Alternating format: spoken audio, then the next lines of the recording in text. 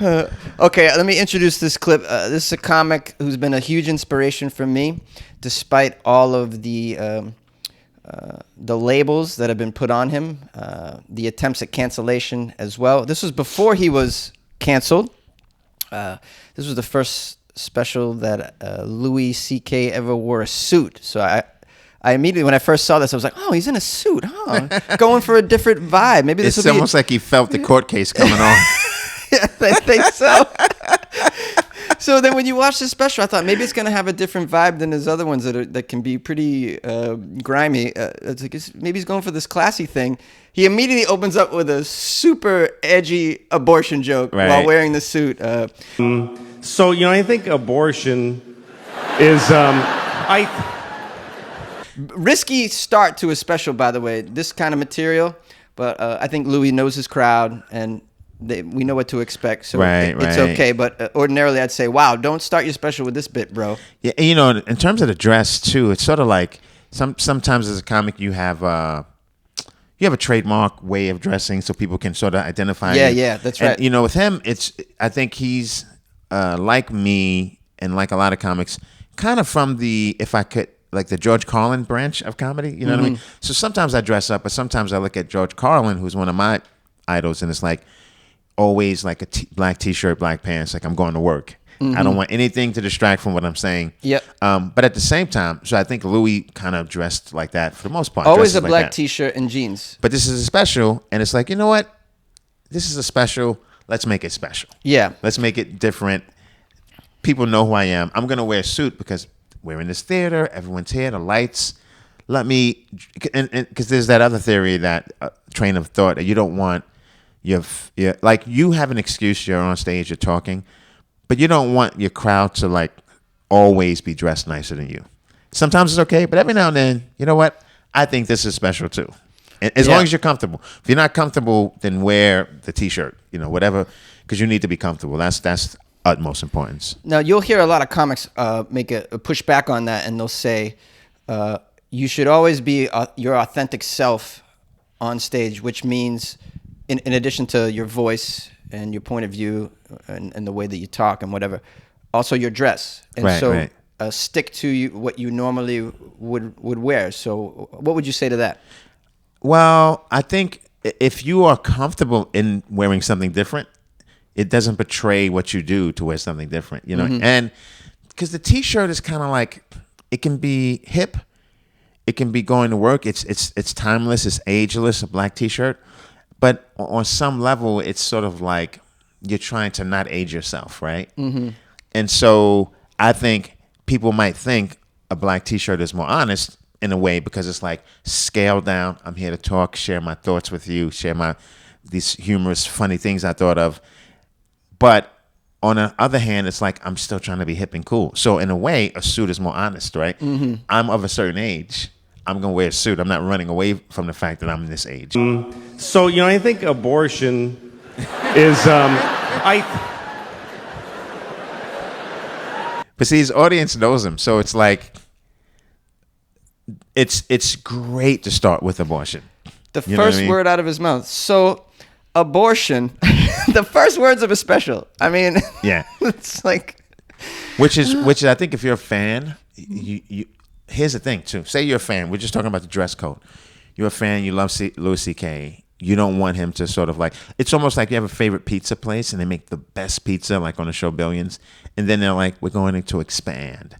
Or we're going to make a version of our pizza that's in the frozen aisle section of your local supermarket. And you're like, ooh. You know what I mean? Mm-hmm. And so you go to say they have another location. You go to that other location. You need to be like, I hope it's as good as the pizza I normally get, right? Right. And because usually with expansion comes dilution. Things get diluted, not as good quality-wise. So for him, he comes out in a suit, and people are like, what? Is Louis going corporate? Uh-huh. And so now his crowd, who they're expecting him to be a bit provocative on the edge, they're like, he's got a suit. So abortion, oh, he's on the same shit. We thought Louis was on some other thing now. Uh-huh. He's doing the same thing. So that's brilliant. Yeah. It actually almost lets them know, don't worry about the suit. I'm Yeah. still going to talk about the same stuff I always talk about. I love that. And I'll bet that's done intentionally. Hey, don't be fooled. I look like this tonight, but the content is still gonna get you. Right. Jay-Z has a song "Coming of Age" too. So he says, I think these little cats around the way thinking shit is cute because last time I jumped out of the coop, I jumped out in a suit. Mm-hmm. So it's like I gotta remind them. I'm still a grizzly dude. I'm still that goon. Don't let the suit fool you. You still a little homie. So it's a lot goes into that, you know. And Louis saying, "Don't let the suit fool you." Abortion. Here's what I think. This is what I think. Here's what I think. I think you should not get an abortion unless you need one. In which case, you better get one. I mean, seriously. If you need an abortion, you better get one. Don't fuck around. And hurry.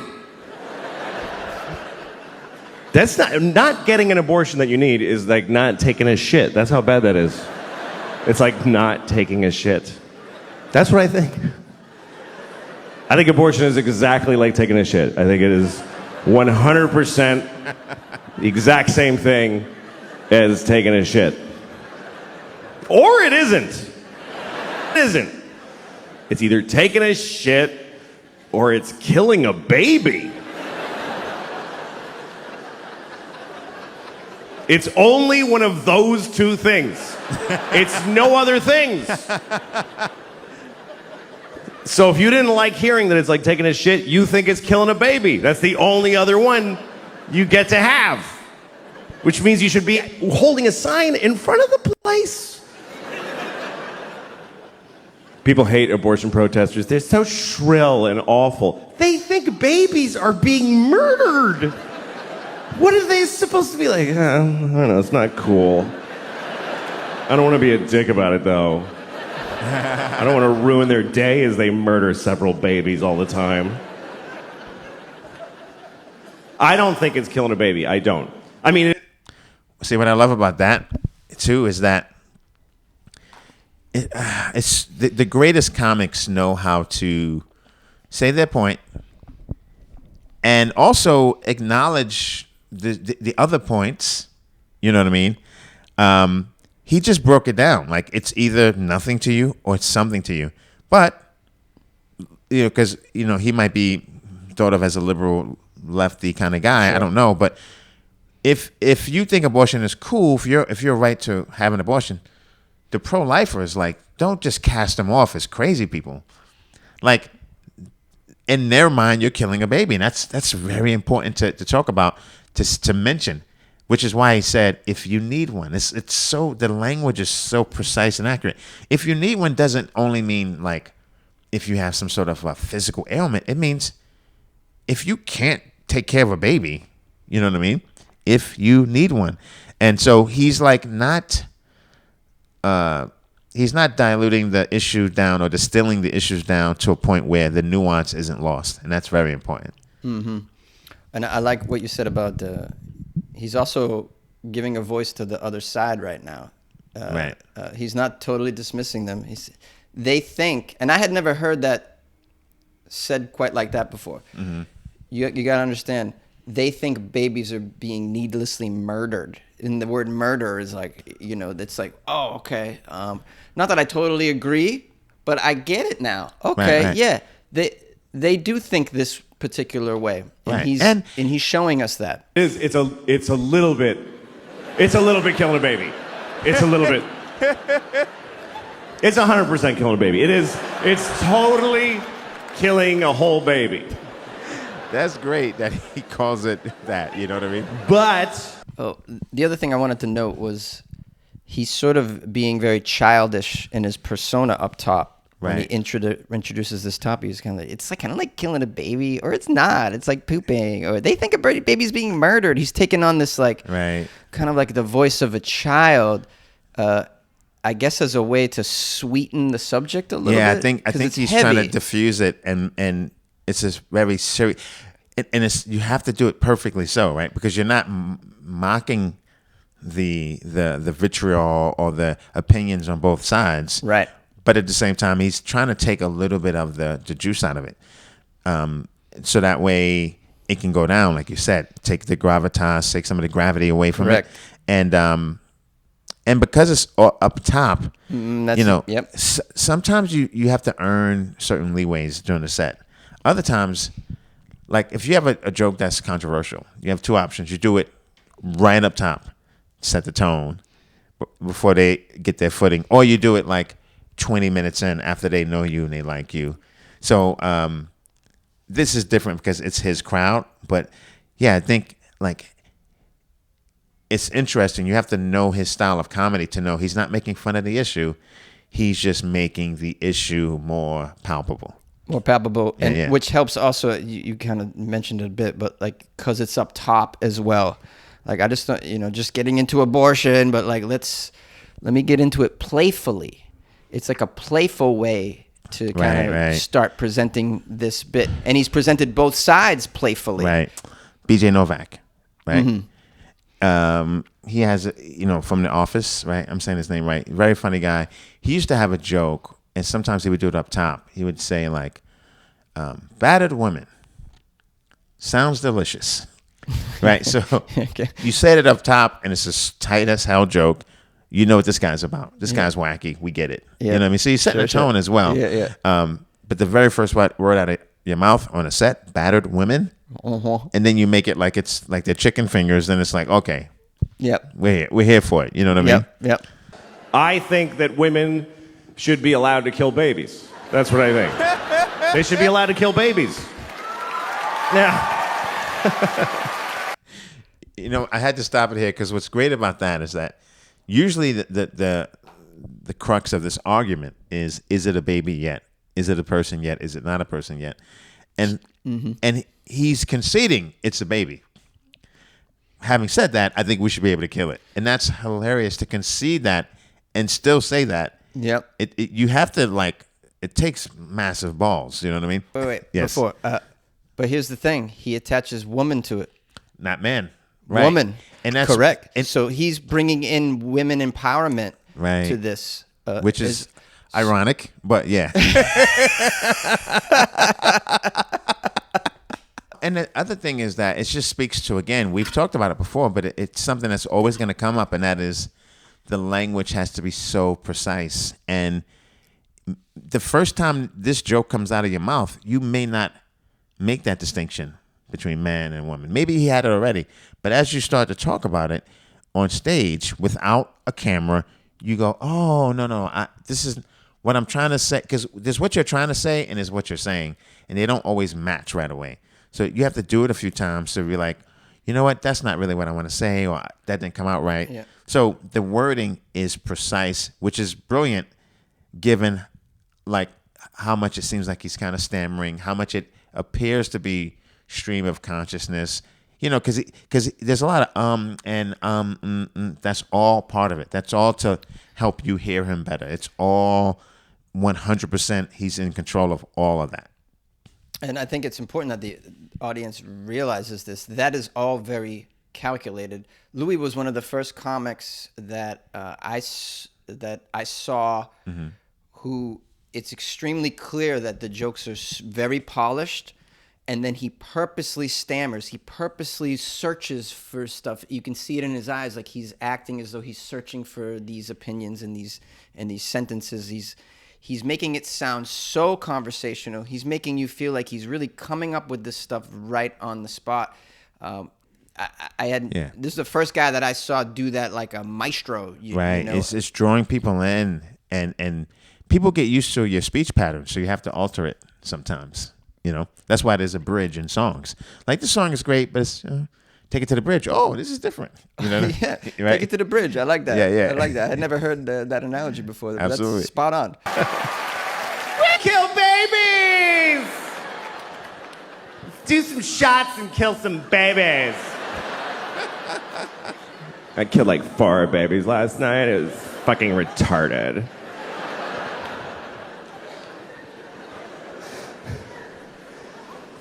I just think it has to be one or the other. You know, like when people say abortion should be legal, safe, and rare. Why rare if it should be legal? If it should be legal, it's shitting. If it should be rare, it's murdering babies. 2 reasons I think women should be allowed to kill babies. Number 1, I don't think life is that important. It's just not. It is not. People get too excited about life. Oh, life, fuck you. It's not that. It's... Make a list of every shitty thing ever that's in life. Life is okay. I like life. I like it. I don't need it. I'd be fine without it. I like life, though. I do. You know how much I like life? I have never killed myself. That's how much I like it. That's exactly how much I like it, with a razor-thin margin. I like it precisely enough to not kill myself. It's an option, though. It's totally an option. I mean, I'm 49. I have 2 kids. I've flipped through the brochure a few times. It's just great that, like, suicide can have a brochure. You know what I mean? Yep. And which is a great way of saying I've explored it. It's just the imagery of that. You know what I mean? Yeah, because you could say, I've thought about it. But to get very specific with it, brochure. Oh, yeah, you just picture someone, you don't got to put up with my wife's shit anymore. That's not, you know, like it's just right. Instantly you know what's in that brochure, right? So Correct. it's just wonderful imagery. I've thought of killing myself just to win an argument. You're not supposed to talk about suicide, even to your shrink. Of suicide, and you're like, no, because if I say yes, you'll press a button and folks will run in and hold him down. But you should be able to talk about it. It's the whole world is just made of people who didn't kill themselves today. That's who's here. Is all of us that went, okay, I'll fucking keep doing it.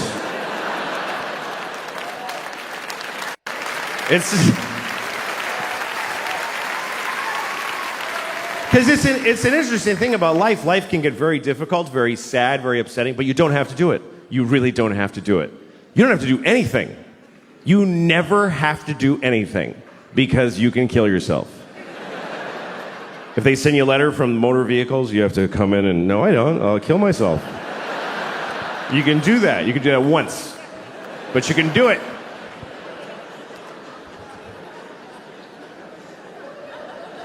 And it's interesting because even when life gets bad, people generally choose it over nothing. Even the worst versions of life, even a shitty life is worth living, apparently, because folks are living the fuck out of them. You ever seen somebody you're like, he should kill himself? Why? You ever been driving and you look at the next car and you're like, oh shit, I wish I hadn't looked in that car. That was difficult to glance at, let alone being it. Just a guy in a tan car. Nobody chooses tan. Nobody picks tan for their car. They give you tan. Is that mine? Yeah, it's yours, fucking loser. Made it tan. They shouldn't even make tan cars. It's mean to make them. You look over, you see a guy in a tan car with just dents all over it and a garbage bag for a window.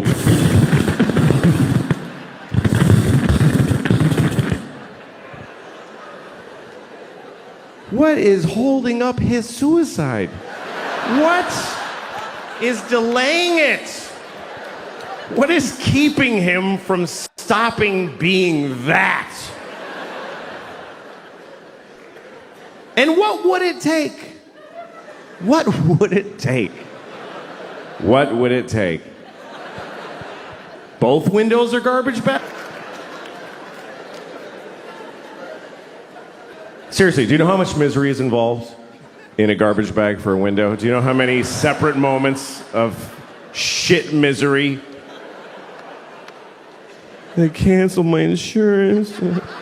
Broke my window. Duct tape. Here's the truth. Running away will not solve your problems. That's totally true. But killing yourself solves all your problems. It actually does. It even solves world's problems. For you. What about ISIS? Kill yourself. Then they'll never get you. Seriously, if everybody who's afraid of ISIS kills themselves right now, then ISIS loses. Because they live in a world of people that don't give a shit. We're gonna cut his head off. Okay. It's not fun now.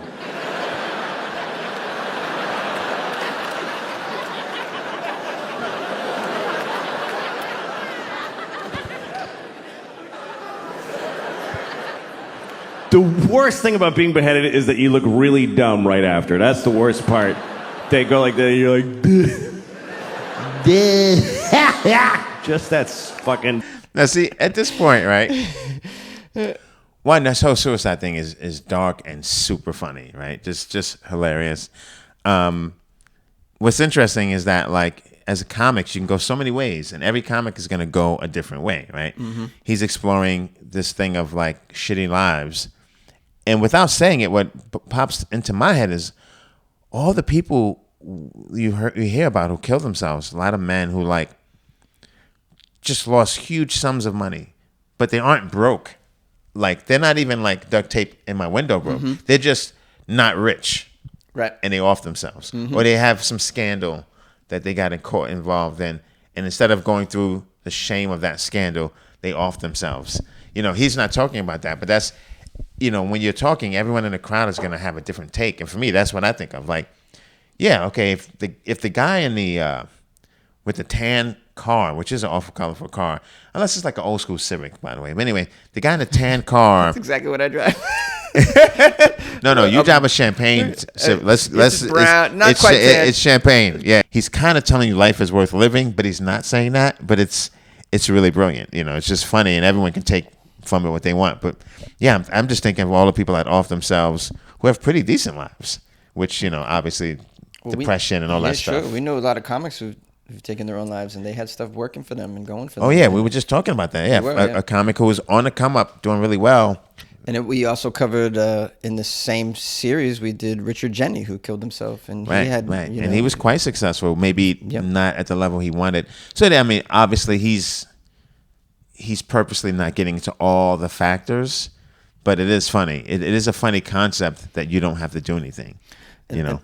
And this is still within the abortion joke. That's the thing. Like this is number one. This is joke number one. So still. I'm like, did he forget to get to two? And we'll see. You know. Yeah. Yes. Which is, I mean, he's just gone, and he's done this first reason is longer than I think the beginning of the abortion show. Absolutely, it is. Absolutely, which is wild that you would do that. But I love it. The worst thing about being beheaded is that you look really dumb right after. That's the worst part. They go like that, you're like, just that's fucking dopey. I don't think they like beheading bald people because they can't do this thing. That's the best part. They gotta go like this. It's not as cool. So just shave the top of your head and you won't have to worry about it.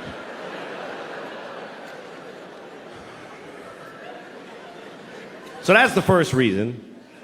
This is a good 5 minutes after, and now he's getting to the second reason. Now he's getting to the second reason. Not only is it 5 minutes after, but he's done a whole different bit within that about suicide and then a sub bit on beheading. Yeah, sub bit on beheading. Right. Squeezed in there as well. Right. And still has his place to get back to the, and this is something that Cosby was famous for too, like doing these long bits to the point where you forgot his original story, and then he ties it back in. You know what I mean? So it's brilliant. And he goes so long that he has to actually restate it. That's the first reason I think women should be allowed to kill babies. So he has to restate the setup again because it's gone too far. It's gone super far. Yeah. We're like, we're in beheadings now? Right. And then you have to shave your head to be beheaded? Or like, what is he doing? It's almost like we warped we went through this journey and then we warped back, and like a video game where you start at the front again. You know what I mean? It's really brilliant. And when you can imagine him developing this joke, the way that he works out material, he has the idea and then he riffs about it on stage and sees where it goes. And sometimes I imagine these premises go into these other strange places. Like he just went underground now with a beheading bit, and it worked for him. And he said, "Oh, let me just keep it in the thing." It feels like, even though it's just him talking, it's very similar to like when, especially comics, but anyone, when you're at like a coffee shop or you're hanging out with friends, and then like the nature of conversation is you kind of cut each other off, new ideas are brought into it, and it's fun. And then oftentimes you go off on these tangents and you never get back to the original thing. And especially if you're stoned. Yeah, right. So here's this like almost, it flows like a coffee shop conversation. ISIS, beheading, killing yourself, tearing car. But the discipline and what doesn't happen in most coffee shop conversations is, oh yeah, we're gonna come back. Yeah. You know what I mean? And what's brilliant, like I do have those kind of friends. I can be that friend who like will just like, I'm just hell bent on finishing the story that I started. No matter how many times you interrupt me, you say all those other things. Yeah. 20 minutes later, I'm like, anyway. And that's what this feels like, and it's brilliant because this is how real conversations flow. So he's kind of captured that. That's the first reason I think women should be allowed to kill babies. And the audience claps because they've acknowledged it. Oh, that was the whole life is not important reason. Correct. Brilliant. Correct. Brilliant. So important. Second reason is because that's their job. Women have to decide who lives and dies. That's because they're the female of the species. In the reproductive arena, that's what the female does. They are the selectors. They have to decide this. We give them this responsibility when we fuck them. We go, here, you decide what to do with this shit. See you later. And she has to figure out if you should have kids, if she should have. That's her job, because women have judgment. Men have intent. Men just want to spray the world with their cum, just mist. More of me!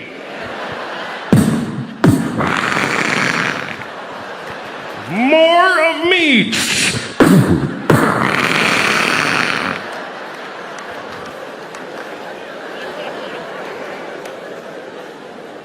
It's her job to go, that's enough of you, I think. And to me, it's crazy to think that a guy who, after this, got in trouble, and to be honest, like some of the accusations that he had, as I knew about him, right? Like the comedy, you knew, right? The comedy community, it was discussed. It was discussed in the comedy community. Yeah. So yes, I had heard that. I don't even know. I don't think he's purposely trying to sort of like, get you ready for the charges or whatever, the backlash he faced. I just think he's just being honest. Yeah. Women have judgment. Men don't have judgment. Correct. And then what's weird is that this is 2017 or whatever. So like the next year or two, when all this comes out, he can be like, well, I told you I had no judgment. Right. you know what I mean? Right. And so it's kind of like it's. I only have intent. It doesn't absolve him of whatever. But it's just interesting that he was, as much as you could without completely implicating yourself, he was still being honest. Yeah. In a way. Yeah. You know what I mean? He says, I only have intent, and whether you want my intention or not, you might get it. Right. And I'm sorry. I should have asked first. Think of the imagery of that. Right? It's so crazy. That's nuts. And you know what's weird about that? It's really foreshadowing something it's like foreshadowing. awful. And I think Louis C.K. is hilarious, but I have a friend who dabbled in comedy, but before he was a comic, he would always, well, he said to me on occasion, he's like, comedy reveals your soul on some extent. He didn't mean stand-up. He just meant in general your sense of humor. And I was like, maybe, because I know I can write things that are horrible that I don't mean and that kind of thing. Right. But with that said, the more and more I live and I go, people will sometimes portray what they really are versus what they try to present through comedy. meaning they don't know they're doing it. It's a tell. Comedy can be a tell. What you think of, what you laugh at, especially as a person who makes content, what you choose to write can sometimes be a tell. It doesn't, but don't take it so simple. Like it doesn't. It can be a tell, but you have to study what it's a tell of. You know what I mean? Like I have some homeless jokes. I don't hate homeless people. I think it's my tell is that it probably confounds me as to why this is a thing.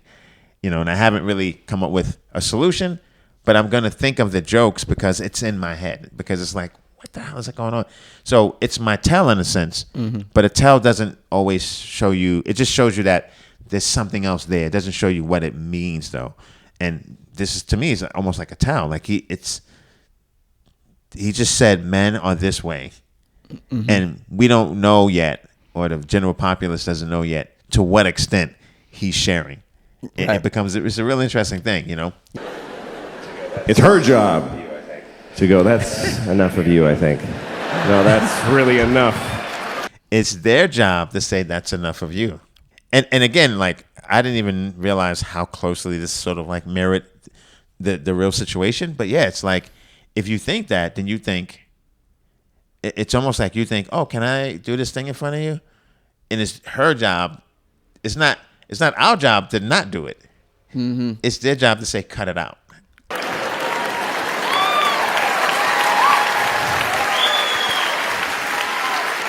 I don't think that face needs to repeat. I've seen your father, and it's not getting better.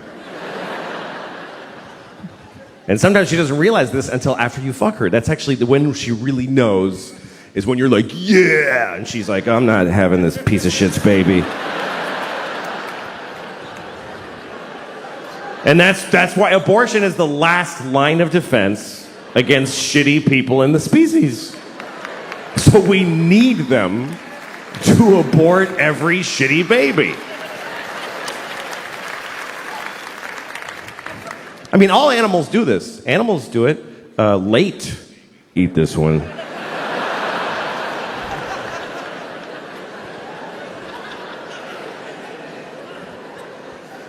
But when is it okay? When should they be allowed? When it's in their pussy that whole time. It's in her pussy. If there's a dude in your pussy, you get to kill him. I think that's pretty fundamental. You're allowed to kill people if they're in your house. And what's so dope about this is typically along political lines, right? People who are super, super anti-abortion are usually pro-gun, right? Would you say that's... They usually go hand in hand. Right. And they're pro-death penalty, usually. To turn it around on them, and to just, and see, at this exact moment, right, all the brilliance that's in here, at this exact moment, you kind of get insight into, he opened up with saying, you're killing a baby. You know, this is what they think you're doing. So people who are, if you're pro-life and you're watching this, that statement kept you here. You didn't cut it off because you're like, yeah, this guy gets us. Yep. And then you're watching and he goes back and forth, but you're still like, he's being fair. My opinion is coming out, and then he says he agrees, but you're still killing a baby. Interesting. And then at this exact moment, he says, you can kill someone in your house. Why can't you kill someone in your pussy? And this is the power of comedy. You construct an argument that they can't, unless they go to the drawing board and really draw up some shit, they can't argue with that argument. People who don't agree with you, you've trapped them in a corner, and now they can't argue with you. And at this moment, what usually happens is laughter or a heckler just throwing some shit at you, or just because depends on what environment you're in. Yeah, because there's no more arguing. He just said you can kill someone in your house, and now you see why he did that in the top. It was like buttering you up, like we were talking about boxing. It's a guy hitting you in the ribs. And because you're protecting your face, and he's like, okay, you're like, shit, that hurts, and you drop those hands, and boom, right to your dome. The body blows hurt. Eventually, those hands come down, rock-a-bye, baby. You know what I mean? And I think that's what he did here. He rocked them. He rocked them into this sense of comfort, and then bam, and I just love it. And not like, obviously I'm someone who's probably pro-choice, but still I get both arguments. I just think he's forcing everyone to just sort of like look at the other person's side. That's a beautiful thing. This is one of my favorite aspects of comedy is the way that you can change someone's mind. Maybe not change their mind, but you can, like you said, create an argument that becomes irrefutable. And everyone that's there to witness it, they have to eat that. Right. They have to eat that wherever your ideology may fall on each side. And it makes me wonder, why aren't there more comedians like writing for politicians? Like people are trying to push through laws, they're trying to push through agendas. I've never heard an argument like this. Well, I think if you can kill someone in your house, why can't you kill them in your pussy? Right. And I think not that it would have that much effect, but there's something there, man. Right. And people might hear that and be like, "Oh, all right, okay." No, but here's the thing. I think you got to lead up to that point, right? Yeah. You can't. And politicians speak in much shorter sound bites, because the whole thing with politicians are, make America great again. Short, concise. What the fuck does it mean? It purposely doesn't mean anything, right? Yep. Change. I believe. Whatever the slogan is on both sides, it's something that sounds good, means nothing, right? And so, yes, that argument is great, but even though he led with the word abortion, he didn't lead with that.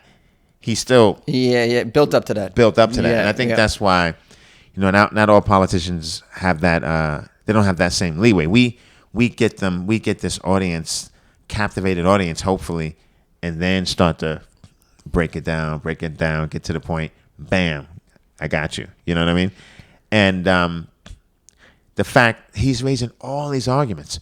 The joke that I have that gets copied the most is a joke about platonic relationships with women. Like if a guy, don't tell a guy he's great, but you won't date him, because that's like a company saying, you're the best for this job, and we're not going to hire you. You know what I mean? And there's more to the joke. I don't want to do the joke, but that joke gets copied. I've had guys email me and say, do you have a transcript of that? I want to send it to this girl. Like, because it's just sort of like, it's so, now obviously there's something more to dating. So it's a magical thing. But yeah, the thing of like being told you're great and not getting the job, not getting the position, that's something that people relate to. Just like everyone relates to, I can kill a person in my house if it came to it. That's right. And then he's like, this is in their body. Oh, brilliant. This is such a great bit to do up top. And then you can see like he's going to get into this next bit about his kids. And most comics would have done the kids thing up front. Make me relatable. I'm a dad. People love me. And then do the abortion thing. He did the abortion thing up front, and I think it's beautiful because not only do you set the tone, but you understand, like, comedy, we've talked about this. There's a certain building tension, releasing tension, building tension, releasing tension. So up top, everyone's excited. Builds this tension. Some people are like, oh, we're getting out regular Lewis. Other people are like, all right, Louis, are you gonna land this ship? And then when he lands it, you know what I mean? You know what it's like? It's like Mission Impossible. You watch Mission Impossible. They always give you a nice little scene up front, some action. And then it's like, you know what, we're not going to cheat you. Action. Yep. That's the first scene. He's jumping off a building. He's shooting people. Yep. Oh, shit, I'm here for it. I got the popcorn. Then it's like, okay, you got that out of your system. Now let's build up the case. He's a spy. He's got to go here. If this was an action movie, this would be that first scene. Bam. When you're like, oh, shit. You know what I mean? Like, don't come late. I got the impression this could be a closing bit, and he's opened with a closing bit. Open with a closing bit. If you're at a place and the crowd isn't feeling you, you're like, damn. Then you open with your closer. Just like, you know what? It's fastball. It's a pitcher throwing his fastball. It's like, you know what? In the heavy guns. Yeah, I can't locate my curve, my slider. I'm just going to come with the heat, see what happens, right? Usually, this type of closing bit is one that you do after you've earned this sort of rapport with the crowd.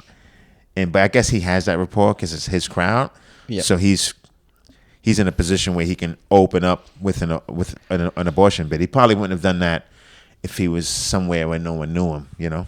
Yeah, that would be quite risky. In a way, still risky because although the crowd's there live to see him, this is going on Netflix, a platform where someone may be seeing him for the first time. Right. And they're like, oh, look at this gentleman in a suit. I'm here. He's going to probably talk about being a dad. And, and then all of a sudden, wham, you know. So in that sense, pretty risky. That's a great point. Listen, this is a special. So it's risky because you don't want your special to be not well received from the first 5 minutes. You get that. But on the other hand, it's not risky because the risks were taken when he worked every night in the club for a year to perfect this material. That's when he took the risks. So now it's just like, I got it. But typically, if you get to a place where you're fortunate enough or you have the money or whatever to do a special, that's like the first 10 years of your material, your comedy career, sometimes 15 years. It took me 12 years, let's say 12 years to do this hour. The next hour is 2 years after that or 3 years after that. So it's like an album. It's like that first album is all your greatest. That second album, sometimes there's a drop. You know what I mean? But Louis C.K., he doesn't have those drops. Somehow he keeps that every hour, in my opinion, just as good as his first hour. And that's brilliant. And I think it's because he's in the gym. Just like a basketball player's in the gym, our gym is the comedy club. And even if you're famous, you show up, you try out this new bit. The first time he did this bit, it was probably all over the place. I imagine, right? First time he does this bit, maybe the ISIS beheading is the funniest part of it. Right. There's a reason why he kept that in there. It's a little odd. Right. So you can imagine a possible scenario where that was the funniest part about it, or the tan car bit. So he kept them in there, but he still wanted to make this point where the women are the ones that should decide. Right. And so it kept at it, and it's become this. It's a very long bit, but its book ended perfectly. And it includes what I assume were riffs along the way, but it comes back to the main skeleton, the main theme of the bit, which is that the women are the deciders and should be, and here's why. And what's great about it is that, like you said, riffs.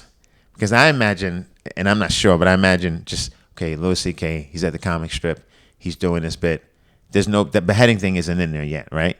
I assume. And then just riffing it, to think about beheading, and it's like, you know what, their faces, because the blood drains, and like all of that is hilarious. And like you said, he probably, that holding the head like this as opposed to like this, these are things that have happened. And I want you to chime in on this. Two things cause these type of things to happen on stage. When I've written bits like that, when I've written new things just in the fly, two things. One, it's going really well, right? The crowd is loving it, puts me in a comfortable space. You know what? Ideas pop in your head. A portal to the universe, to the great ideas opens up, and they just, because everything's going well, they come in your head, right? It's like when Jordan went like this when he shot all those threes, or when a basketball player is in a zone and then they do something ridiculous, like they just throw the ball up like behind them and it still goes in. Something they never practiced. It's in a comfort zone. Yeah. So one, you write on stage when you're comfortable, but the second way is when it's going really bad. And you're trying to save a joke, and you're like this close to telling the crowd where they can go and where they can stick it and what they can do with themselves, and you're defending the last joke you just did, and then in your defense you come up with these new punches and these new, like, come on guys, you know what I'm talking about, like, you know what I mean? A comic that writes on stage, and I know Louis does that because I've watched enough interviews with him, so I know that that's exactly what he does. Those two ways to come up with the material, spot on, man. Same thing happens to me. It's either going really well, and then I tap into the muse or whatever you call that. Right. You alluded to this. The universe opens up. Something does happen, and artists have already talked about this. Artists from all types of art have tried to put a name to it. It's inspiration, whatever it is. It will come to you in those moments where everything's going really well. I don't know where it comes from. I just have to keep moving my mouth as it comes through me. Right. Because something good is going to come. So that's one way. And then you nailed it. When it's going bad, you just feel like, this is so, I'm going to make you, you're like, I'm going to make you, I'm going to will this. I'm going to make you guys see that I think that why this is funny. And then you'll just keep going. And you'll it's like beating a dead horse. Right. And something can pop out from that as well. Which is why good crowds and bad crowds both serve a purpose, because some of those like fighting for your life word bits or tags, whatever you want to call some of those things that you in the moment you just did because it was like, you were just against the ropes. Sometimes those things stay in your act and they become like real, like staples of your act. And so both happen, which is, like boxing. If you're against the ropes, you got to throw a punch. And every now and then, a guy who looks like he's losing, who's just pinned up against the ropes, will just swing a punch that connects, and he goes from 0 to hero. So one of the things I wanted to talk about with this particular comic, Louis, is because of his history, a lot of people have a difficult time separating the artist from the artistry, the artist from the creation. He's someone that people have tried to push out of the mainstream. And you could probably make an argument that he's no longer in the mainstream, but he still has a career. One could say he's not exactly canceled the way they intended to in the beginning. Personally, myself, I can easily separate an artist from their work. I don't. I think that's because I'm an adult. Right. Like Right. I draw that distinction. I think anybody who's sophisticated can do that.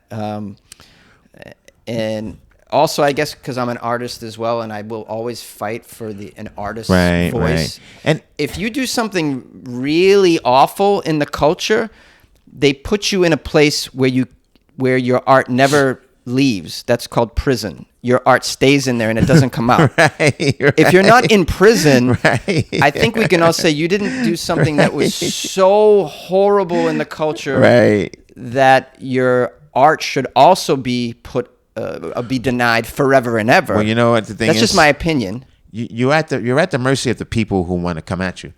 But I do think what they do to you should not be far and beyond what the law did to you. The cops, your local DA is like, this is not something we're going to prosecute. Then can you be banished forever from the NFL or from working or for whatever? You know what I mean? And I'm not, and I think that's sort of from an organized punishment standpoint. Now, as the individual, you can choose to never watch Louis C.K. again. That's your choice. But to like never have anyone else ever watch him again, that's an overstep. You're in jail, all right? You're no longer a free person. Or you're, in which case, you're off the market. Right. If you're a free person, you're an artist, you're still on the market. The market will decide. The market will decide. You let right? the market decide. I don't like the being blacklisted without anyone telling you. You know what I mean? And that's what happens in these cases, because it's not like communism. If you were a communist in the 50s, you just lost your career. No one asked you what happened with it. You know what I mean? And that's what cancel culture kind of feels like now, whereas, yes, once you put this person on blast and you tell the world what they've done, then let the market decide. But don't like go that one extra step and where like now if I watch Louis C.K., like if I'm in a coffee shop and I happen to have Louis C.K. on, I don't want someone to be like, how dare you? You know, like, don't go beyond. If he lost, I'm sure he lost a lot of fans. That's what it is. Yeah, well, it's sort of like it's cancel culture. The other word I like to use is witch hunt culture. It's kind of that's that. a great and I point. Mentioned earlier, it's about, I said, because I'm an adult, the infantile reaction, and there's something wrong with you if you react this way, is to go down to the front desk at the theater and demand that the film being shown in cinema number 4 be taken out. Right. Be taken out. And that's why he said up top, which was, I think, brilliant, killing a baby. So, like, if you lived in a world where, say, you could kill babies who were 3 years old, just you know what I mean? You might be like, no, like, say if someone proposed that as a rule. You would be like, not only do I think that's wrong, I'm also going to stop it. right? So I understand there's an element of like you want people to get it out there. You want to stop this thing. What we have in our country, though, is that once something is decided one way or the other, people who didn't get the result they wanted never stop. And like ever since Roe v. Wade was a thing, and whatever it was, 70-something, early 70s, there have been people trying to actively reverse it the whole entire time. And so I'm sure now that some states are reversing it, there'll be other people trying to reverse it the whole entire time. And it just seems like, and I guess what he's saying, like, that's why it was so great what he said at the top. Like, if you think it's baby killing, then we're not going to reach some happy medium, right? So in essence, your goal will be to eradicate it. And I think, but that's a special case. Not everything else is that. Like, I don't agree with what Louis did. I don't even understand it, to be honest with you.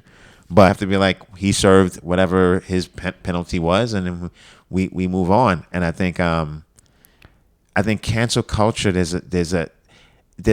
have to be in agreement with things, and that's what commenting has done. Like we put out videos and everyone comments, and then the comments get crazy, and it's like commenting has made it where we have to all agree. And we're not going to all agree, but we have this forum where we could potentially all agree, and thus we take the bait, as opposed to have your opinion. Unless it's baby killing, something crazy, don't try to change other people's opinion. You know what I mean? And like, that's why I think it's great that he opened up with abortion, because that's the one issue where, okay, we may not reach a happy medium. And that's another thing. Cancel culture is not, I know we're trying to sign off, but there's no consistency as to who they cancel and to what severity they go after people. I think that's crazy, because then it means that someone with an agenda can just go really hard at you, even if it's not about the thing you did. You see what I'm saying? This special, Louis C.K. 2017, if you like what you saw, which was the intro of it, that's just the beginning of it. It's a great special, and it's still surprisingly available on Netflix, who decided they're going to keep that up. No, maybe it was like off, and then they put it back on. I don't know. Of all the things that he's done artistically, I've always loved his specials, and I really loved his show, Louis. I thought that was a great show on FX. I really enjoy that, and I can separate the art from the artist. This guy is a master at stand-up comedy. Absolutely. And if you can't separate it, then that's cool. You just there are dozens of streaming services, thousands of stations. You can just check out. It doesn't mean you have to like go on a warpath, though. You know, perfect. Yeah, you don't have to go on a witch hunt. There's a lot of specials out there. If you have a comic that you want us to react to, just email us at therealcomediansreact@gmail.com. The email's in the description, or make a comment on one of our videos.